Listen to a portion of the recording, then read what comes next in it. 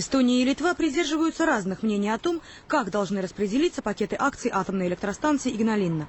Министр экономики Литвы Витас Новицкас говорит, что новая АЭС – исключительный проект, и распределение акций должно быть предусмотрено на законодательном уровне. Министр экономики Эстонии Юхан Парц считает, что решения должны принимать сами компании-участницы, а не политики.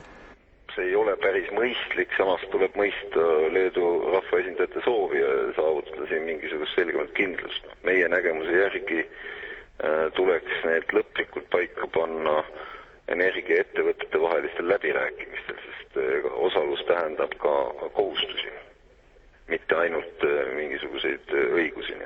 Эстония также заинтересована в том, чтобы проект создания энергокабеля между Литвой и Польшей наконец-то сдвинулся с мертвой точки, ведь это позволит странам Балтии выйти на энергетический рынок Центральной Европы.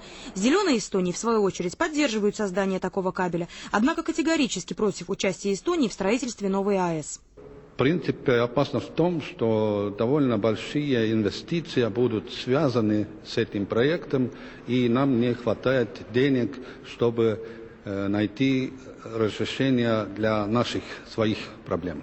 Согласно законопроекту, уже прошедшему первое чтение, Литва должна получить не менее 34% акций в управлении будущей АЭС, а Латвия, Эстония и Польша по 22%. Атомная электростанция мощностью в 3200 мегаватт должна быть построена до 2015 года.